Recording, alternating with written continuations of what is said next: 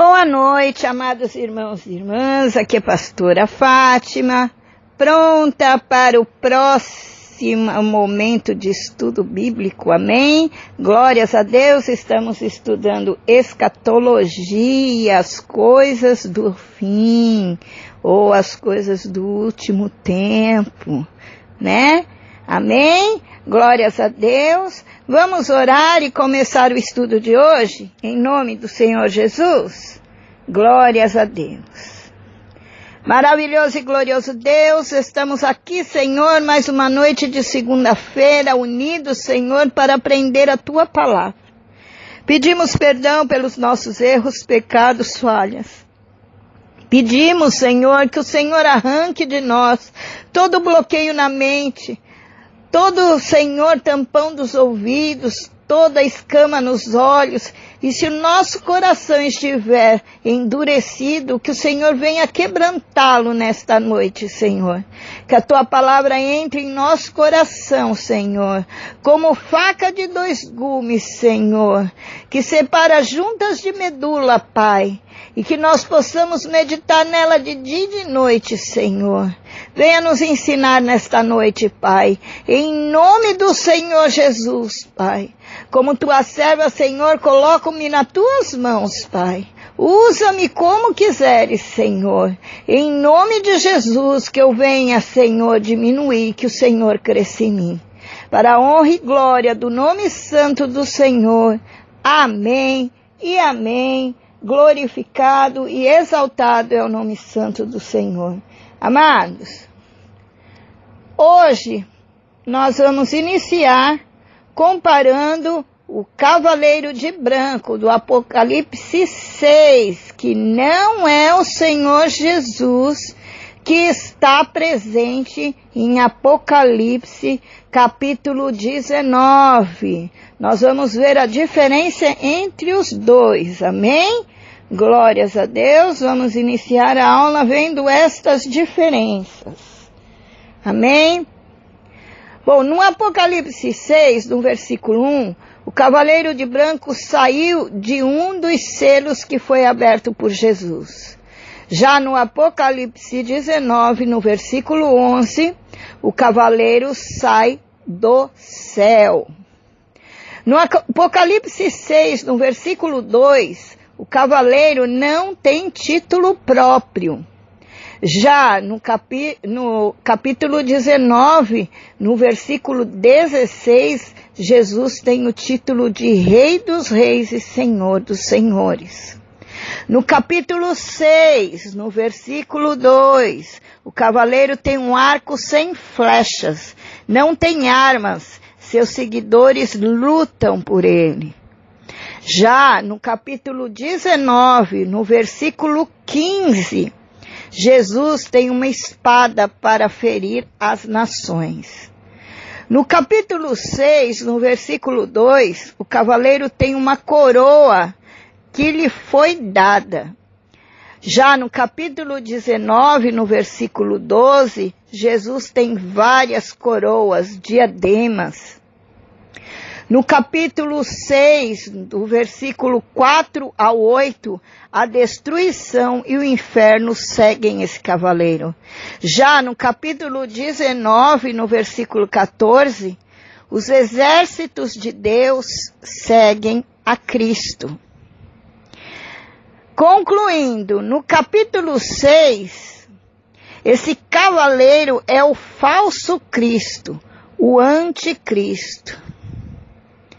E concluindo o capítulo 19, esse cavaleiro é o nosso Senhor e Salvador Jesus Cristo. Os irmãos observaram como o inimigo quer imitar Jesus em tudo? Amados, na palavra diz que ele se faz de anjo de luz para querer nos enganar, amados. Por isso é a importância de conhecermos bem a palavra. Meditar nela de dia e de noite, saber manejar o evangelho, porque o inimigo, ele está aí, amados, viu? Quando o segundo selo foi aberto, surgiu um cavaleiro montado em um cavalo vermelho, tendo autoridade para tirar a paz do mundo. A cor vermelha é tipo do pecado. Está lá em Isaías 1:18. Vamos ler lá, amados. Isaías 1, versículo 18, que diz assim: então sim, vinde e arrazoemos, diz o Senhor, ainda que os vossos pecados sejam como o escarlate é vermelho, eles se tornarão alvos como a neve, ainda que sejam vermelhos como carmesim, se tornarão brancos como a lã. Oh, glórias, né? O arrefecimento do amor do mundo gerará uma guerra mundial sem precedentes durante o governo do anticristo. A cor vermelha é ainda usada como símbolo do ateísmo, pregado durante muito tempo pelo comunismo. Esses ateus sempre sonharam com um governo mundial.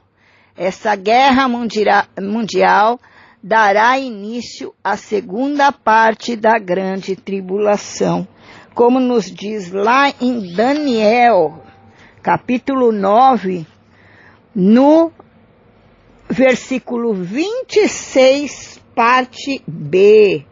Daniel, capítulo 9, versículo 26, parte B. Vamos ler lá. O fim chegará como uma inundação. Guerras continuarão até o último dia e assolações de todo tipo já foram determinadas. Amém? Glórias a Deus. Amados, eu gostaria de chamar a atenção dos amados. Vocês viram como é importante conhecer a palavra? Como a palavra, por apenas um versículo, uma passagem, sozinha, muitas vezes, não tem o sentido certo do que tem que ser, do que o Senhor quer nos falar. Então, os irmãos podem observar aí na palavra que existem algumas referências. O que é referências? É umas letras pequenininhas, escritas muitas vezes um númerozinho em cima da palavra, de uma determinada palavra, de um determinado versículo. E aí vocês veem assim uma referência, Ezequiel não sei o que, Mateus não sei o que, capítulo tal, versículo tal. Então, é para completar aquilo que está se falando para melhor entendimento do irmão e da irmã. Então, sempre que os irmãos estiverem lendo a Bíblia e vê um número em cima de uma palavra, busca ver o que está falando, aonde está essa referência. Os irmãos vão entender muito melhor o que está querendo dizer a palavra, viu, irmãos? É uma dica, porque eu sei que existem irmãos, por falta de conhecimento, não sabem nem para que é essas referências. Por quê? Muitos não são ensinados e é importante nós aprendermos. Eu mesma, irmãos, vou falar a verdade. Ninguém me ensinou isso. Eu não sabia para que era. Eu via ali umas letrinhas, uns referente a uns versículos, né? A uns capítulos, alguns livros e capítulos e versículos. Não sabia para que aquilo servia. Né? Sabia que servia para alguma coisa, porque senão não estava na Bíblia, mas eu não sabia para quê. Então eu estou orientando os irmãos, viu, irmãos? É muito importante nós sabermos disso. Mas hoje em dia é muito difícil nós sermos ensinados, né? Eu mesma vou falar, meus irmãos, eu estou sempre aprendendo alguma coisa. Né? Errado é aquele que acha que sabe tudo a respeito das coisas de Deus. Não sabe, amado. Todos os dias nós aprendemos, porque a palavra se renova. Ela não muda, irmãos. Ela não muda, ela se renova. O Senhor a cada dia vai nos revelando coisas novas e grandes coisas. Por isso é importante, quando você começa a estudar a palavra, é apaixonante. Desculpa, eu estou um pouco rouca. É apaixonante, meus irmãos. Você quer saber cada dia mais, cada dia mais. É como você assistir um seriado de TV, uma novela, que você quer assistir o outro dia para ver o que vai acontecer. É a mesma coisa a palavra te dá mais vontade ainda. Porque tudo que aconteceu e tudo que vai acontecer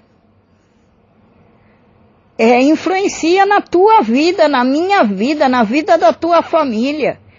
Então a gente quer saber, para saber como a gente deve agir no momento. Irmão, estudar a palavra é apaixonante. E não esquenta se, no início você não entender muito bem, porque conforme você for perseverando, o Senhor vai abrindo a tua mente, vai tirando todo engano. Quando você vai aprendendo a palavra, parece que tiram uma venda dos seus olhos e você passa a enxergar as coisas de maneira diferente. E vai chegar uma hora que você vai ler a palavra, você vai achar tão fácil que você vai falar, nossa, eu achava que a palavra da Bíblia, a linguagem era tão difícil, era difícil de entender. Hoje parece que eu abro, leio, entendo na mesma hora. E é assim mesmo, viu, irmãos? Não pensem que vai acontecer do dia para a noite. Para alguns até acontecem, viu, irmão? Porque Deus, cada um tem seu tempo. Mas para outros demora um pouquinho. Eu fui uma que demorou um pouquinho, viu, irmãos? Da minha conversão até realmente começar a entender, mas eu não desisti. Eu sempre procurei conhecimento.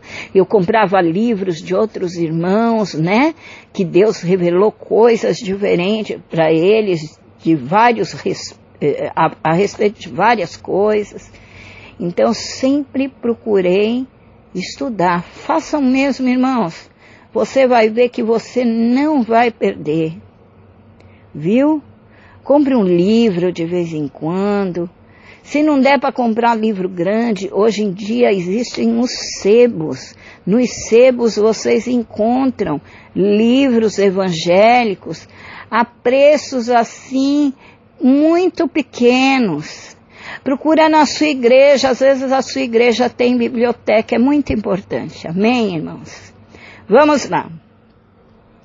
Quando o terceiro selo foi aberto, surgiu um cavaleiro montado em um cavalo preto, levando uma balança em suas mãos.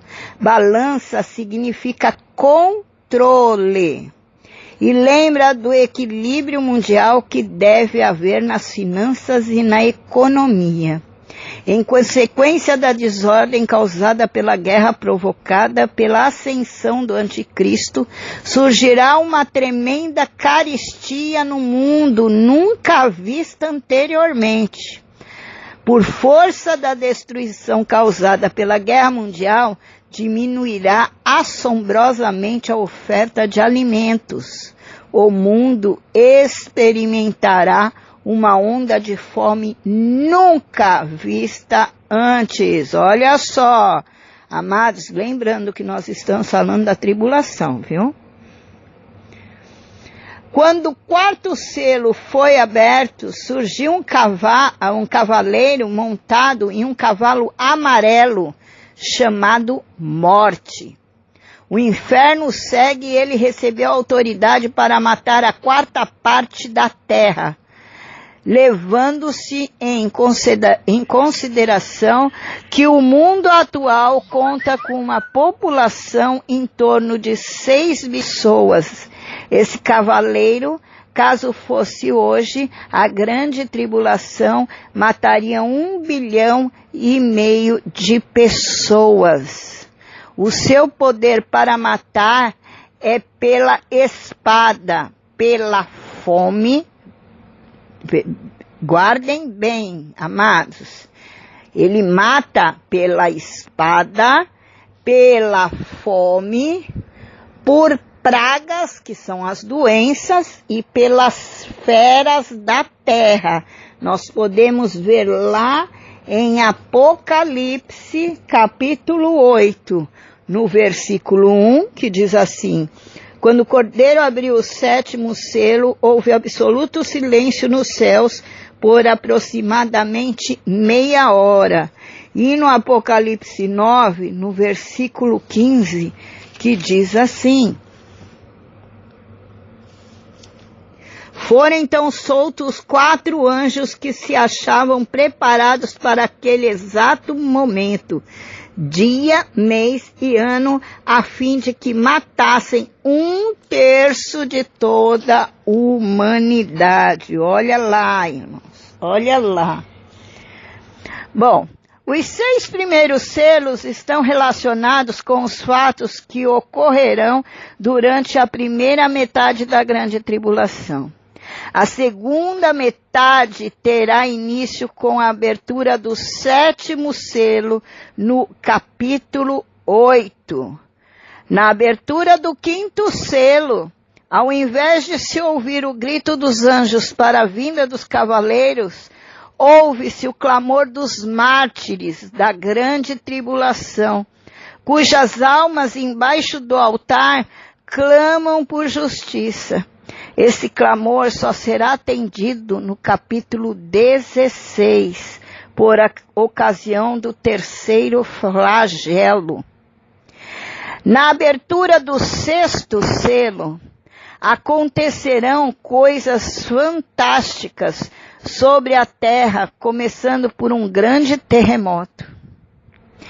Tão extraordinário que todos os montes e ilhas serão movidos dos seus lugares.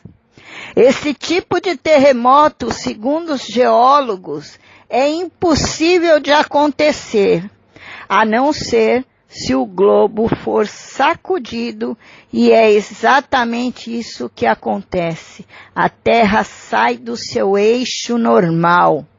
O sol se torna negro, a lua da cor de sangue e as estrelas do céu caem por sobre a terra, uma grande chuva de meteoros, viu, amados? Olha, amados, para ter uma ideia, né? Uma pequena ideia do que é isso. Não houve a tragédia de Brumadinho?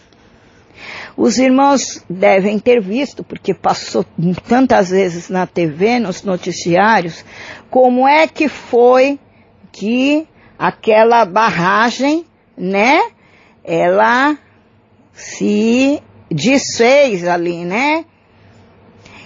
Então, da mesma coisa, né, da mesma forma, vai ser como vai ser os morros, né?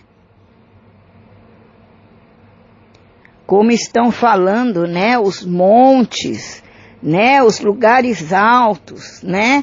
Para quem está em São Paulo, conhece o Pico do Jaraguá, então, de repente vai desbarrancar tudo aquilo. Muitos lugares já estão desbarrancando, vejam bem com a ação da natureza, né, das chuvas. Mas, neste dia, esse terremoto, pela terra sair do eixo, ela vai dar uma sacudida geral, é na terra toda. E todo lugar que for alto vai desbarrancar, meus amados. Quem tiver debaixo vai desbarrancar, né? E muitos fenômenos, né, da natureza acontecerão, como o sol que se torna negro, quer dizer, o dia vai ficar noite, a lua vai ficar da cor de sangue. Quem viu nesses últimos tempos a lua de sangue, né, vai ficar vermelha, e as estrelas do céu caem sobre a terra, ou seja, é uma chuva de meteoros. Nós vamos ver saindo, porque quando o meteoro sai do céu e entra na atmosfera, ele vem como bolas de fogo, e nós vamos ver caindo, viu, amados? Bom, vamos falar um pouco do Apocalipse 7, amém? Livro do Apocalipse, capítulo 7.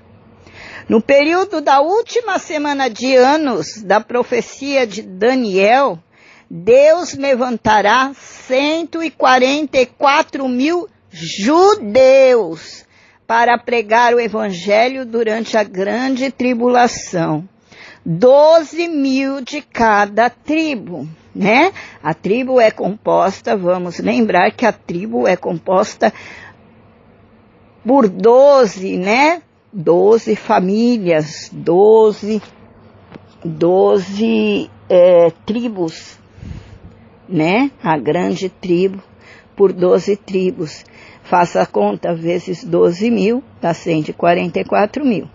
Deus determina nos capítulos 7 e 14 que os seus sejam selados para proteção, ou seja, não acontecerão nada com eles durante esse trabalho. Os primeiros a receberem esses selos foram os 144 mil judeus evangelistas convertidos ao Messias Jesus. Vão ser 144 mil escolhidos daqueles judeus que aceitarem Jesus como único e suficiente Salvador de suas vidas. Amados, eu já comentei, né? Que um dos sinais será a conversão dos judeus. Mas os judeus não acreditam em Deus? Claro que acreditam, amados, mas eles não acreditam que Jesus Cristo é o nosso único e suficiente Salvador de nossa vida, que o Salvador já veio. Eles acreditam que Jesus Cristo é só mais um profeta, como Isaías, como Ezequiel, como Daniel. Eles não creem que Jesus Cristo é o Filho de Deus. E um dos sinais da vinda de Jesus é a conversão dos judeus. Eles, declararem que verdadeiramente Jesus Cristo foi o Filho de Deus, o nosso Salvador. Amém? Então, destes 144 mil, estarão sendo separados pelo nosso Deus para estarem sendo selados e evangelizando nessa grande tribulação. Bom, o número 144 mil, que é 12 vezes 12 vezes 1000, simboliza o número total do povo pertencente a Deus. 12 representa o número do povo de Deus, as 12 tribos de Israel e os 12 apóstolos de Jesus. E 1000 é um número que significa totalidade. Logo, são 12 vezes 12 vezes 1000, que dá 144 mil. Amados, muitos podem estar perguntando, mas eu faço parte do povo de Deus. Nós fazemos parte do povo de Deus por adoção. Nós somos os chamados gentios, aqueles que Jesus Cristo veio também para dar oportunidade a nós, para que nós também tivéssemos a oportunidade de nos arrepender e ganhar o reino dos céus. Mas o povo escolhido de Deus, o povo de Deus, qual Pai, é o Senhor, são os judeus, viu, amados? Nós somos os gentios adotados, somos os filhos adotivos, viu? A partir do versículo 9, perdão, irmãos. A partir do versículo 9, será visto o resultado da pregação dos 144 mil. O texto assim o relata. Desculpa. Depois destas coisas, vi, eis grande multidão que ninguém podia enumerar, de todas as nações, tribos, povos e línguas, em pé diante do trono. Quem são esses e de onde vieram? São esses os que vieram da grande tribulação, lavaram as suas vestes e alvejaram no sangue do Cordeiro. Oh, glórias! Lá em Apocalipse 7, versículo 9 ao 17. Olha que bênção. Leiam, viu, irmãos? Leiam os capítulos. Nós estamos estudando o Apocalipse na sua grande parte, com referências em outros livros. Estejam lendo junto com o estudo, para melhor entendimento. Amém? Durante o testemunho dos judeus, os gentios convertidos a Jesus estará imperando na terra um sistema apóstata. Eu já falei o que é apóstata. Apóstatas são aqueles que saíram fora da fé, né? Que inventaram novas coisas dentro da igreja. Nós temos visto muito isso. Tem igreja que não parece mais igreja, parece um clube social. Estes são os apóstatas. Ou seja, é uma igreja falsa, que é denominada na Bíblia como Jezabel. Lá em Apocalipse, capítulo 2, do 20 ao 23. E também é denominada meretriz. Lá em Apocalipse, capítulo 17 ou 18. Meretriz por quê? Porque é uma igreja que se prostituiu. Deixou o mundo entrar dentro dela. Olha só, meus amados. Alguma coincidência? Não, porque na nossa vida não existe coincidência, existe Jesuicidência, né, amados? Veja bem o que está acontecendo. Olha como a palavra é atual. Não parece nem com o jornal de hoje, parece com o jornal de amanhã, de tão atual que ela é.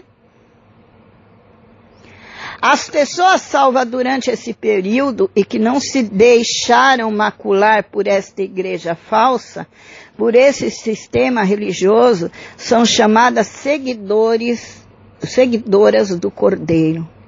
Por causa do seu testemunho, foram decapitadas. Vejam bem, estas pessoas que são os seguidores do Cordeiro, ou seja, quem é o Cordeiro? Jesus Cristo. Elas vão ser decapitadas, ou seja, a cabeça vai ser arrancada. Mas, irmãos, não se preocupem. Amados, nós temos que parar de se preocupar com a morte física. É difícil para a nossa concepção, é difícil. Mas a morte física, amados, apenas mata o corpo. Porque se você está buscando o reino dos céus, amados, você vai ficar no sono, vai para o céu. E os que ficarem aqui, amados, tenham certeza de uma coisa, Jesus vai estar cuidando. Então, não fique desesperada pensando na morte, com medo da morte. Nós não devemos ter medo da morte. Mas é pecado tirar a nossa vida antes do tempo determinado para Deus. Quando chegar o nosso tempo, Ele mesmo nos recolherá. Porque nos matar é suicídio. E suicídio é pecado, amados. É pecado. Tome muito cuidado, porque muitos aparecerão. Eu lembro que quando eu era pequena, me perdoem, eu não vou lembrar o nome dessa pessoa. Mas ele falou que as pessoas tinham que se matar para ir para o céu. E muitos se mataram ali. Foi um suicídio coletivo nos Estados Unidos. Foi um horror, e vira e mexe aparecem esses falsos cristos, né? Então tenham cuidado. Aí está a importância de se conhecer a palavra para não cair em engano, amados. Cuidado para não perder a salvação. Porque esse é o objetivo do inimigo. Nessa época não haverá lugar para os claudicantes.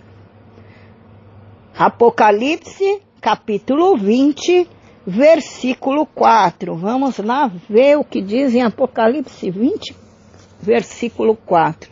Claudicantes, amados, são aqueles que estão no engano, viu? Que estão confundidos, estão confusos, viu? São os claudicantes.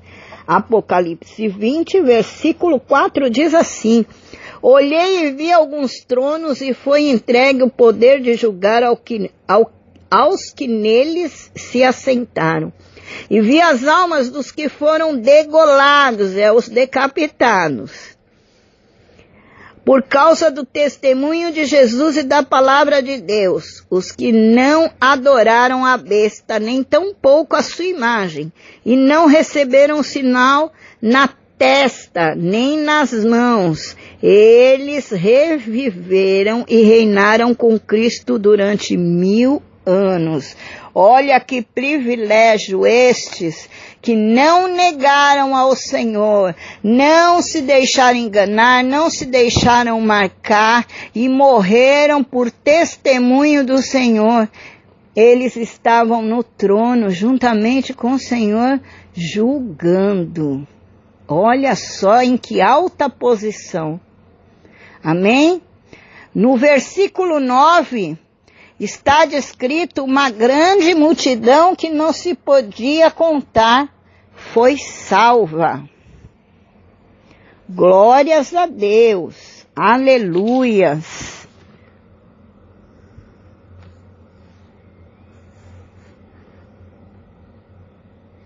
Glórias a Deus.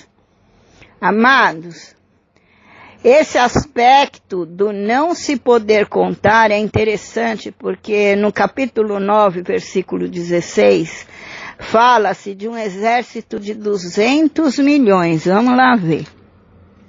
Capítulo 9, versículo 16. O número dos cavaleiros que formavam os exércitos era de 20.000 vezes 10 milhares, de acordo com o número que ouvi.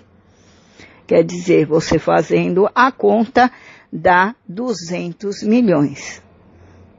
Ora, levando-se em consideração que conseguiram contar esses 200 milhões e não puderam contar a multidão dos que foram salvos, no capítulo 7, a gente deduz que essa multidão em muito superou o número de 200 milhões, deve ser muito mais que isso. Eis aqui o verdadeiro propósito da tribulação, que é a salvação. Amados, existe uma pequena corrente de líderes que defende a tese de que só os judeus serão salvos durante a grande tribulação. Para esses, a gente pergunta, hoje o número de judeus em Israel é de 5,5 milhões. No mundo, contando com os de Israel, não passa de 10 milhões. Como vocês explicam essa multidão de salvos em Apocalipse 7? Que não se podia contar, totalizar apenas 10 milhões? Isto levando-se em consideração o absurdo de que todos os judeus se converteram, o que parece pouco provável. Olha só, vamos usar a lógica, amados. Percebe-se que esse ensino não se sustenta. Esse ensino desses líderes que defende essa tese que só os judeus na tribulação serão salvos. É apenas um discurso de cunho terrorista cristão, para que, através da implantação do medo nos crentes atuais, mantê-los presos à religião, com argumento falho de que, se não forem arrebatadas, não terão mais como salvar-se. Amados, vocês sabem que seguir a Jesus não é uma religião. Religião geralmente está cheia de dogmas do homem, regras do homem, acaba se fugindo muito da palavra de Deus. Nós somos seguidores de Cristo, seguidores do Evangelho de Cristo, né? Dos ensinos de Cristo. Amém? Bom.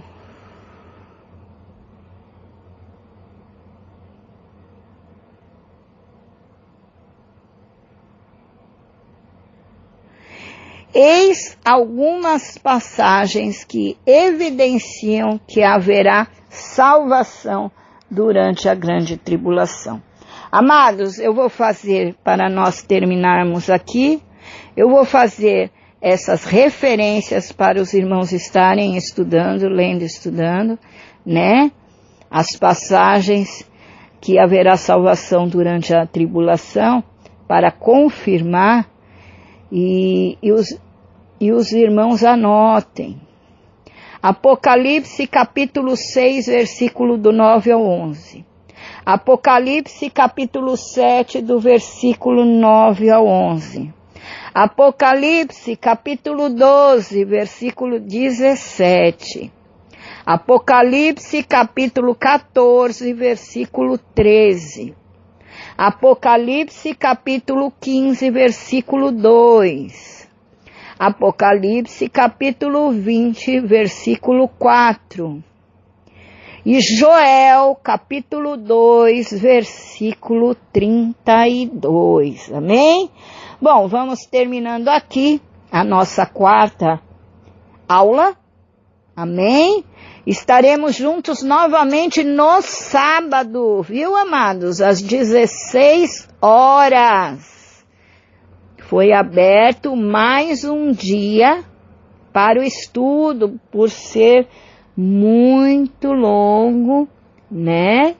E muito cheio de conteúdo. Então, de sábado também está tendo aula de estudo bíblico, excepcionalmente, é só para este estudo de escatologia, amém? Glória a Deus, então estaremos no sábado novamente juntos. Que Deus abençoe os irmãos e as irmãs. Vamos fazer uma oração agradecendo.